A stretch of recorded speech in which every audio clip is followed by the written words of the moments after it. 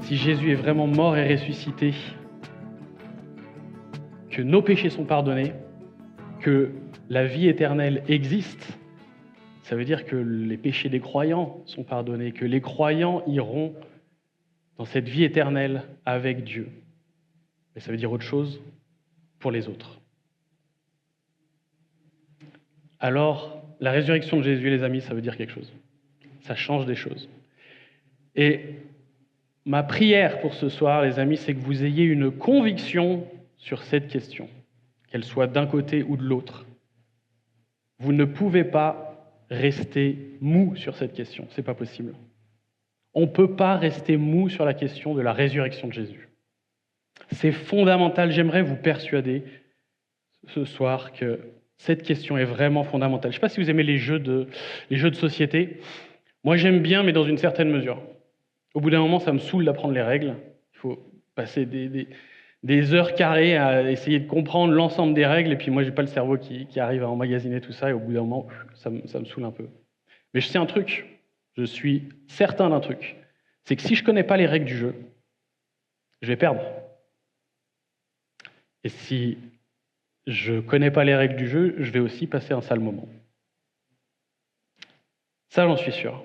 Les amis, est-ce que Jésus est le Fils de Dieu fait partie des règles du jeu de la vie?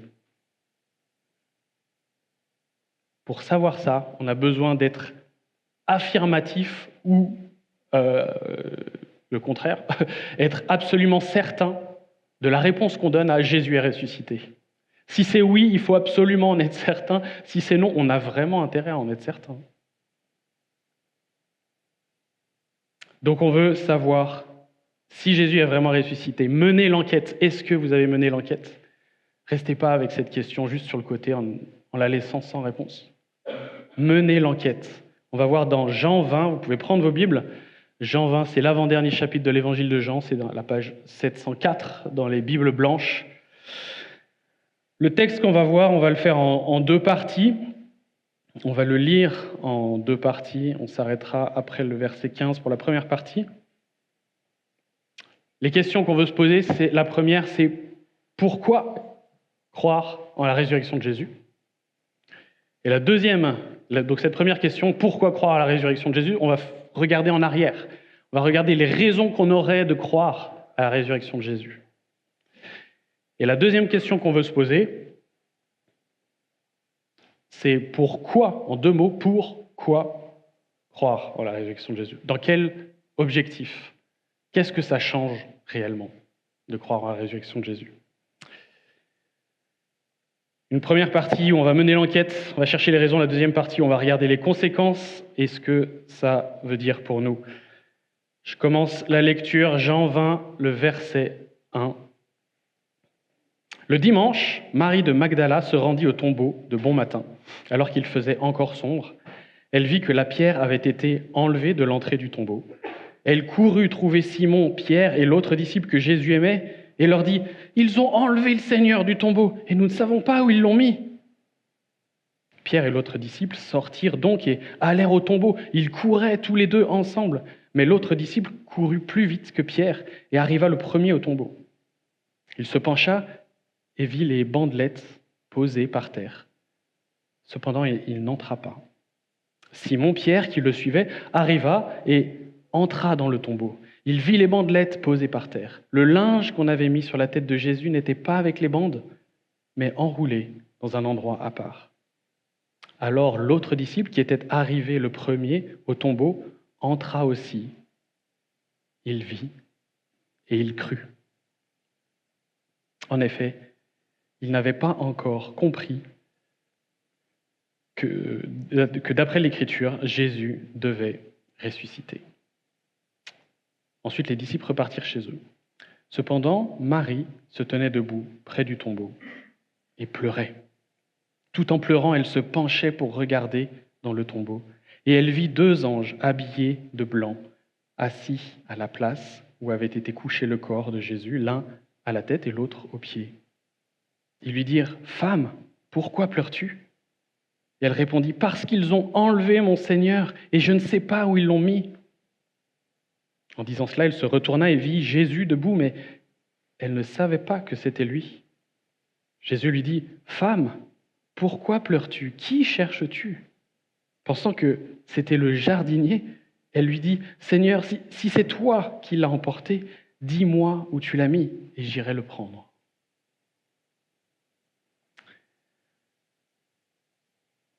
On a une enquête. Vous avez tous déjà regardé un thriller, lu un livre qui parle d'un meurtre. Et qu'est-ce qu'on fait quand on enquête? On reconstitue, on observe, on analyse, on ramasse des preuves, et on veut reconstituer l'histoire dans le but de faire éclater la vérité. On cherche quelque chose, on veut faire éclater la vérité. Ça, c'est dans le cas d'un meurtre. Comment on fait dans le cadre d'une résurrection? On n'a pas de mode d'emploi. A priori, le processus, c'est le même. On observe, on rassemble des preuves. On veut faire ressortir l'histoire de ce qui s'est passé pour faire éclater la vérité. C'est ce qu'on a là devant les yeux. Et on a Marie qui est là et qui enquête. Elle mène l'enquête. Première observation, c'est Jean et les autres évangiles disent la même chose, montrent que les premiers témoins de la résurrection, ce sont des femmes. Un élément pour nous à considérer, c'est qu'à l'époque, le témoignage des femmes n'avait aucune valeur juridique. Donc quelqu'un qui veut convaincre ne s'y serait pas pris de cette manière-là à prendre les témoins les moins pesants dans l'enquête. Il aurait pris quelqu'un avec une forte autorité pour que ce qu'il dit puisse être considéré. Non, il prend comme témoins, les premiers témoins de la scène sont des femmes. Et premier indice, ça nous montre l'authenticité du récit. Et cette Marie qu'on voit, elle est terriblement triste. À plusieurs reprises, on la voit, qui dit « Ils ont enlevé le Seigneur et nous ne savons pas où ils l'ont mis. » Elle dit au verset 2, elle dit au verset 13 aux anges. Et quand elle voit ce jardinier, elle ne le reconnaît pas. Elle ne le reconnaît pas tellement elle est triste, tellement elle est affligée, aveuglée par la tristesse qui peut être là. Les amis, je pense que ça, c'est un premier élément qu'on peut prendre, que bien souvent les réalités qu'on a devant les yeux de ce monde physique terrestre devant nous, ces réalités-là nous empêchent de voir les réalités spirituelles qui sont, elles, bien plus glorieuses, bien plus joyeuses, et où la consolation est juste là. Elle ne le voit pas, probablement parce que elle s'imagine, 3 jours avant, elle a vu un Jésus qui était torturé, ensanglanté probablement, avec les traces de la crucifixion. Elle a devant elle un Jésus qui a un corps glorifié, il y a encore les traces dans ses mains, dans son flanc, mais ce n'est pas un Jésus ensanglanté. Et donc elle se projette à chercher un corps qui a cette forme-là et elle voit quelque chose d'autre. Il y a une nouvelle réalité qui est devant elle. Il y a une forme aussi de non-prise de risque dans sa position à elle, de se dire, de rester avec les réalités terrestres devant les yeux et de ne pas se projeter avec quelque chose d'autre. Il y a une forme de non-prise de risque à rester dans ce qui est tangible, dans ce qui est palpable, dans ce qui est juste devant nous. Il y a une prise de risque à considérer la réalité spirituelle qu'il y a derrière. Marie enquête, Pierre enquête aussi. Pierre, on le connaît, c'est le tempérament fougueux des 12. Et il fonce, il arrive, il rentre dans le tombeau. Qu'est-ce qu'il découvre? Regardez le verset 7. Au verset 7, il voit les bandelettes qui sont là. Il voit le linge qui est là et qui est resté replié. En lieu et place où ils étaient probablement. Un indice peut-être pas déterminant, mais en tout cas un indice de ce qu'est ce corps glorieux de Jésus qui, dans un instant, on va le lire, va traverser les murs. Ils sont dans une pièce fermée, on va le voir. Et Jésus va traverser les murs. Ici, il a probablement traversé les bandelettes. Elles sont restées, elles se sont affaissées là où elles étaient. Et le corps de Jésus a simplement traversé ces bandelettes. Un indice pour nous, de la réalité de la résurrection de Jésus.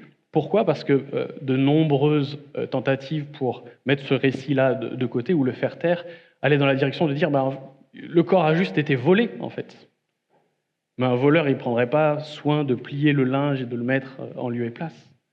Un voleur, il vole dans la précipitation, il s'en va avec soit tout qui est par terre dérangé, soit il embarque tout.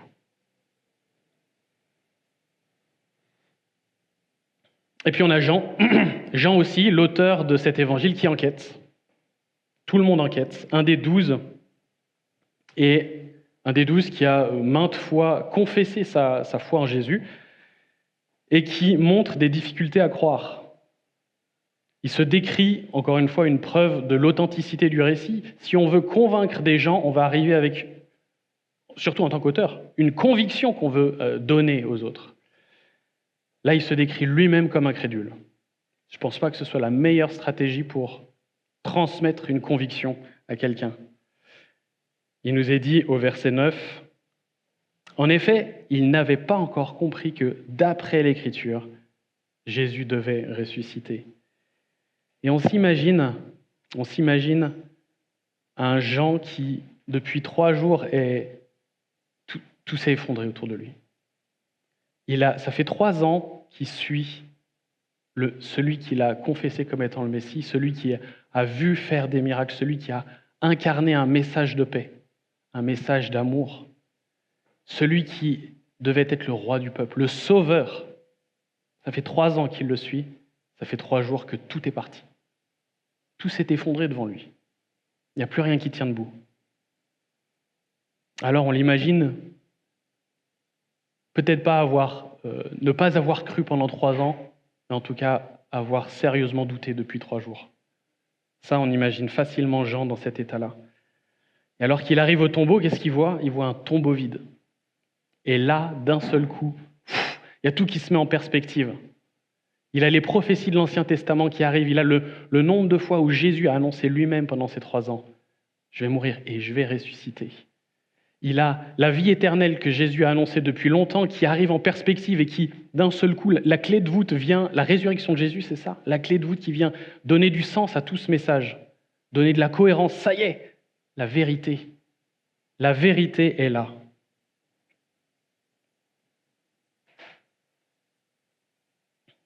Les Écritures annonçaient ça des siècles avant et en elles-mêmes, les Écritures sont une preuve largement convaincante de la résurrection de Jésus. Il a devant lui l'événement le plus extraordinaire de l'humanité, les amis. Et il comprend tout ça à la lumière des Écritures. C'est beau. Et alors, qu'est-ce que fait Jean devant l'élément le plus convaincant de toutes les preuves que Jésus est le Messie? Il croit. Jésus est bien le Fils de Dieu. Alors, on va continuer notre parcours. On a regardé en arrière les éléments de l'enquête. On va regarder un peu en avant pourquoi, en 2 mots, pourquoi croire en la résurrection de Jésus. Et on va lire la suite du texte. Je lis à partir du verset 16.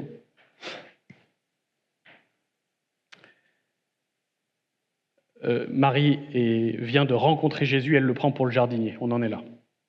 Verset 16. Jésus lui dit, « Marie ». Elle se retourna et lui dit en hébreu « Rabouni », c'est-à-dire « maître ». Jésus lui dit « Ne me retiens pas, car je ne suis pas encore monté vers mon Père. Va trouver mes frères et dis-leur que je monte vers mon Père et votre Père, vers mon Dieu et votre Dieu. » Marie de Magdala alla annoncer aux disciples qu'elle avait vu le Seigneur et qu'il lui avait dit cela. Le soir de ce même dimanche, les portes de la maison où les disciples se trouvaient rassemblés étaient fermées, car ils avaient peur des chefs juifs. Jésus vint alors se présenter au milieu d'eux et il dit « Que la paix soit avec vous. » Après avoir dit cela, il leur montra ses mains, son côté. Les disciples furent remplis de joie en voyant le Seigneur. Jésus leur dit de nouveau « Que la paix soit avec vous. Tout comme le Père m'a envoyé, moi aussi je vous envoie. » Après ces paroles, il souffla sur eux et leur dit « Recevez le Saint-Esprit.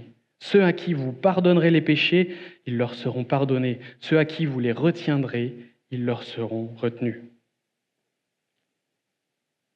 Thomas, appelé Didyme, l'un des 12, n'était pas avec eux lorsque Jésus vint.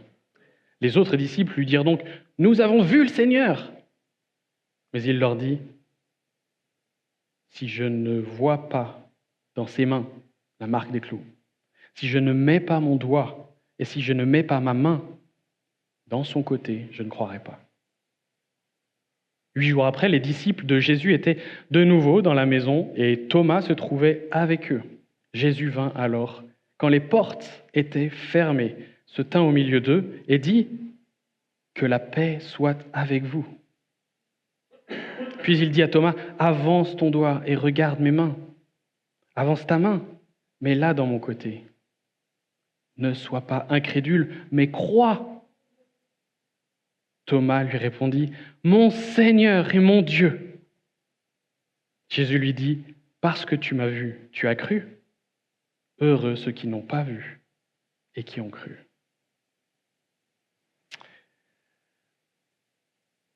On parlait de l'enquête tout à l'heure, l'enquête pour un crime. Le problème, c'est que dans une enquête pour un crime, le mort n'est plus là pour parler de ce qui s'est passé.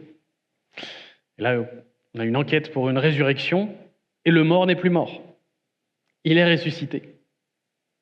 Et donc, il parle. Et qu'est-ce qu'il dit ? Un des premiers trucs que Jésus dit, il appelle Marie par son nom. On l'a chanté tout à l'heure. Il appelle Marie par son nom. C'est beau, c'est touchant. Et c'est à ça qu'elle reconnaît que c'est Jésus, au son de la voix de Jésus qui l'appelle par son nom. Les amis, Jésus connaît votre nom. Ça, c'est beau. Il nous appelle par notre nom. Ça témoigne évidemment d'une relation personnelle entre Jésus et Marie, et entre Jésus et tous les disciples. Et comme on disait tout à l'heure, bien souvent, la tristesse nous empêche la tristesse des réalités de ce monde-là nous empêche de voir la joie des réalités spirituelles qui sont devant nous. C'est le cas pour Marie ici. Quand elle lève les yeux, qu'est-ce qui se passe ? Rabouni ! C'est la joie de savoir que celui avec qui elle avait une relation si forte, son Sauveur, est là, qu'il est ressuscité, qu'il est là pour elle. On a ensuite Pierre et les disciples. Je les mets ensemble parce qu'il me semble qu'ils réagissent un peu de la même manière. Ils sont ensemble dans cette chambre, dans cette salle enfermée. Ils sont tout verrouillés. Ils ont peur des chefs juifs, le texte nous dit. Ils ont probablement eux aussi des sentiments très emmêlés, sans trop. En fait, ils ont eu. C'est 3 jours qu'ils sont dans le deuil. Ils ont Marie qui est venue, qui dit : « J'ai vu le Seigneur !» Comment est-ce qu'ils ont pris la nouvelle ? Je ne sais pas. Encore une fois, le témoignage des femmes à l'époque, c'est compliqué. Ils ont Jean qui arrive, qui dit : « J'ai compris, regardez les prophéties !» Il a certainement dû prendre le texte et leur montrer. Le tombeau est vide. Regardez ce que disaient les prophéties. Mais on les imagine craintifs, en tout cas le texte le dit, on les imagine un peu emmêlés dans leurs sentiments, dans leurs émotions. Et je pense que là aussi on peut voir quelque chose, les amis, c'est qu'une foi, notre foi, quand elle n'est pas imprégnée de la vision de Jésus-Christ victorieux et ressuscité, alors on a une foi timide, peureuse. On a besoin de la vision de Jésus-Christ ressuscité pour que notre foi soit expansive, soit partageable, soit joyeuse. Là, on a des disciples qui savent que Jésus est tout-puissant, mais en théorie. Ils savent que Dieu est bon, mais en théorie. Que la vie éternelle, c'est pour eux, mais ça reste une théorie.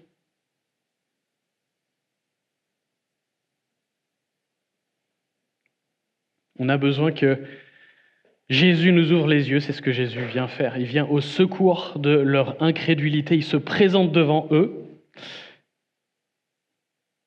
Et vous avez vu ce qu'il apporte, ce qu'il leur donne directement. Que la paix soit avec vous. Que la paix soit avec vous. Dans ces circonstances hostiles où ils étaient menacés par les chefs religieux, que la paix soit avec vous. C'est ce que Jésus leur apporte. Et je pense que dans le tas, il y en a un pour qui cette paix-là, il a dû la prendre et la saisir très fort et pas la lâcher. Pierre, dans le chapitre juste avant, c'est le procès de Jésus. Il a renié Jésus 3 fois et Jésus est mort. Il en est resté là. Et ça fait 3 jours qu'il est avec ce sentiment de dire j'ai suivi le Messie pendant 3 ans. Arrivé au moment où il ne fallait pas lâcher, j'ai tout lâché.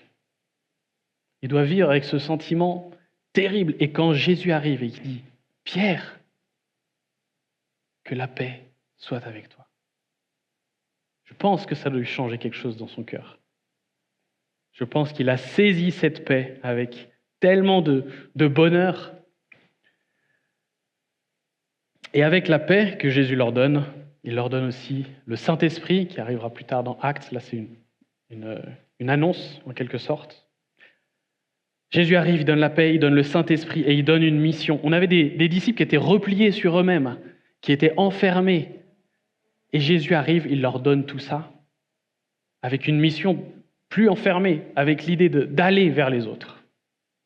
Voilà ce que ça fait de passer d'une foi où on a oublié que Jésus était ressuscité à une foi où on a cette vision d'un Christ ressuscité. Et on passe à Thomas. 8 jours plus tard, même scène, ils sont enfermés dans une pièce, les portes verrouillées. Thomas, on le connaît habituellement comme le rationnel. La culture, les arts le décrivent comme celui qui veut les preuves scientifiques. Et oui, clairement, Thomas, c'est un sceptique. Il veut les preuves scientifiques. Mais je pense que plus qu'un sceptique, en fait, on a ici quelqu'un qui est réellement désespéré. Je pense qu'on a ici quelqu'un, avec Thomas, on a quelqu'un qui a mis toute sa confiance en Jésus pendant 3 ans. On sait dans le reste des récits des évangiles que c'était quelqu'un de très fervent, prêt à suivre le Seigneur jusque dans la mort. On a ici quelqu'un qui a mis ses espoirs dans ce Jésus, et Jésus n'est plus là. Et je pense que oui, c'est Thomas le sceptique, mais aussi c'est surtout Thomas qui dit une fois mais pas 2. J'ai mis ma confiance dans ce Jésus-là, il n'est plus là. Avant que je refasse confiance, moi je veux des preuves. Je veux des trucs solides. C'est ça la démarche de Thomas. Plus que le sceptique, on a vraiment quelqu'un, je pense, qui est désespéré et qui a devant lui, qui veut s'accrocher uniquement à des choses, des preuves matérielles, des preuves tangibles. On n'a pas trop le temps de rentrer dans la question du matérialisme scientifique, de la foi versus la science, tout ça. On peut en discuter à la fin, si vous voulez. Je vous donne juste un élément. On a souvent dans notre tête, on oppose les deux. Bien évidemment, les deux ne sont pas opposés. Les deux regardent les mêmes questions, mais avec des approches différentes. Donc, les réponses vont être différentes. Mais dans notre culture, on reste persuadé que la science dit le contraire de la foi, ou vient contrer la foi plutôt. Et ça, les amis, il faut avoir en tête que depuis le XVe siècle à peu près jusqu'au début du XXe siècle, effectivement, la science est allée dans cette direction en disant avant, on avait un monde avec des croyances transcendantes, où on croyait en Dieu. Et puis la science est arrivée en disant on n'est pas obligé de croire en Dieu pour expliquer l'origine de l'univers, on n'est pas obligé de croire en Dieu pour expliquer l'origine de la vie, etc. etc. Et les découvertes scientifiques sont allées comme ça, à peu près du XVe siècle jusqu'au début du XXe, on va dire.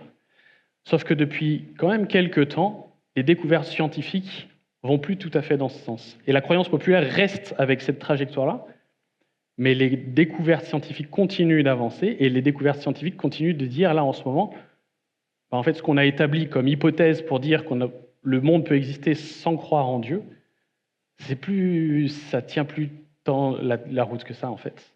Et même plus que ça, de nombreux scientifiques, depuis plus d'un siècle, commencent à dire en fait, le plus rationnel, le plus raisonnable, c'est d'imaginer qu'il y a un créateur. Les scientifiques en sont pour beaucoup là à constater ce truc-là. Donc dans notre tête, la partie preuve matérielle, la science qui vient contrer la foi, etc., c'est plus tout à fait juste comme ça dans la science moderne, et c'est une croyance qu'on traîne de siècles passés, qui sont là et qui viennent peser sur ce qu'on a dans la culture. Thomas veut des preuves, et quand il a ces preuves, il a cette confession, merveilleuse confession, mon Seigneur et mon Dieu. Les amis, il y a une place pour l'épreuve, il y a une place pour enquêter, aller chercher des éléments convaincants, raisonnables, qui parlent à notre raison. Il y a une place pour ça, c'est ce que ce texte nous montre avec Thomas. Jésus, il poursuit, il dit « Heureux ceux qui croient sans voir ». Il y a un moment où il n'y a plus l'épreuve et il y a un pas dans le vide. Et la foi, c'est ça. S'il y a une place pour enquêter, il y a aussi une place pour la tristesse. On l'a vu avec Marie, qui est triste de tristesse, Thomas qui est désespéré d'avoir mis sa confiance en Jésus qui n'est plus là, les disciples qui sont peureux de l'hostilité et des circonstances hostiles qu'il y a en face d'eux. Mais les amis, la résurrection de Jésus, ça change tout ça. Ça vient changer la tristesse de Marie, ça vient changer le désespoir de Thomas et la peur des disciples. Il faut qu'on puisse vivre avec cette vision de Christ ressuscité. Si on reste avec Christ crucifié sur la croix dans notre tête et qu'on n'a pas la fin de l'histoire, on a une foi où il manque toutes ces parties-là. Alors on va conclure dans un instant, on aura un temps de prière. Et on va lire, pour conclure, on va lire les 2 derniers versets de ce chapitre, qui sont aussi les versets qui font un peu la boucle de l'ensemble de l'évangile de Jean. Et je vous invite à être attentifs parce que Jean vous parle dans ces 2 versets.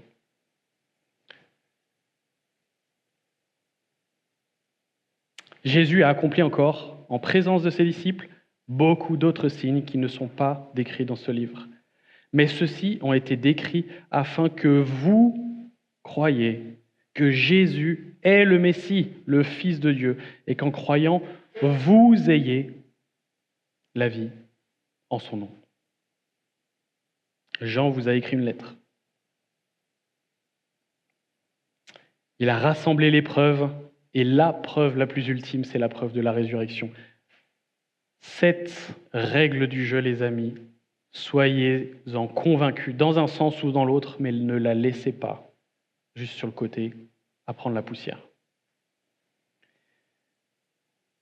Si Jésus est ressuscité, alors la vie éternelle existe. Si vous croyez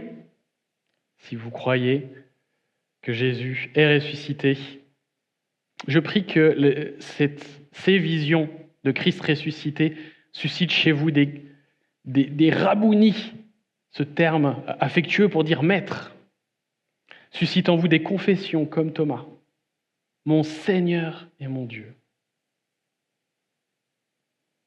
Si vous ne croyez pas, les amis, que Jésus est mort et ressuscité, enquêtez. Menez votre enquête, cette question doit être résolue. C'est une règle du jeu, le jeu dans lequel vous êtes, et on doit savoir si elle existe. Jésus est ressuscité, il est tout-puissant, pas juste en théorie, il est tout-puissant. Jésus est ressuscité, il est bon, la vie éternelle, c'est pas juste en théorie. Jésus est ressuscité, il est le Fils de Dieu, il a réconcilié les croyants avec Dieu et il a ouvert le chemin vers la vie éternelle.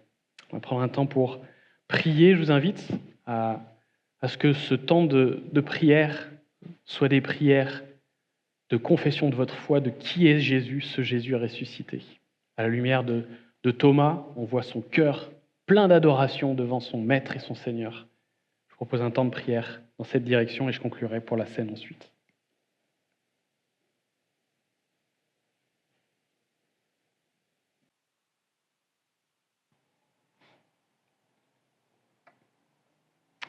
Notre Père, on veut te dire gloire à ton Fils Jésus, ressuscité. On veut te dire que Jésus est notre Dieu, que Jésus est notre Seigneur, qu'il est notre Sauveur. On veut te dire que Jésus est notre frère et Père, je prie que de savoir que notre frère nous appelle par notre nom, nous réjouisse, déclenche chez nous des cris de joie au milieu de nos larmes, comme c'est le cas. Père, je prie qu'on ait une vision de ton Fils, glorieuse, ressuscité. On veut se souvenir de la croix. On veut se souvenir que Jésus est ressuscité. Et que ce truc-là puisse nous porter, Père. Nous porter et nous faire passer d'une foi timide et repliée sur elle-même à une foi qui déborde, qui peut être partagée.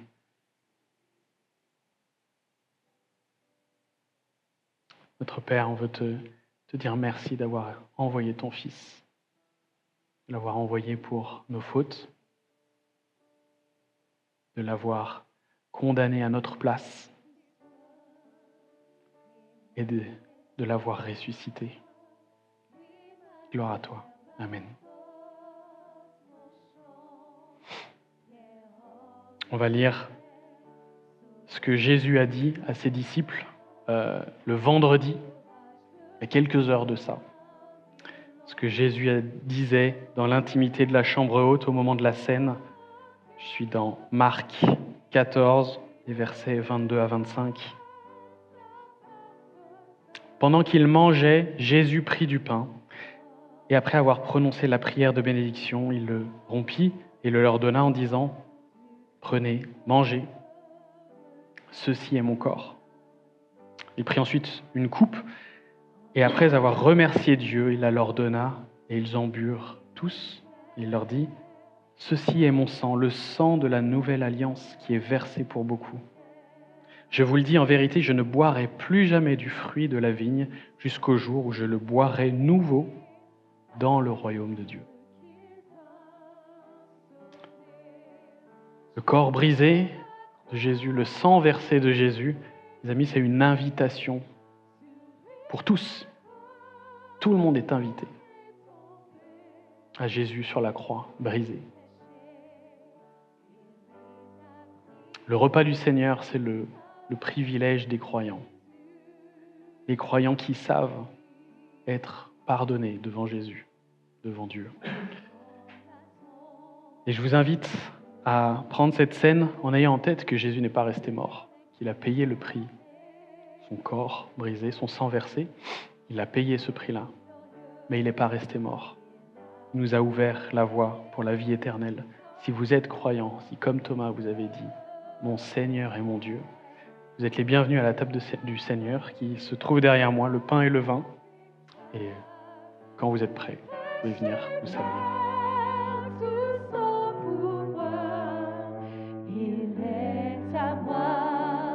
Je suis à lui, rachetez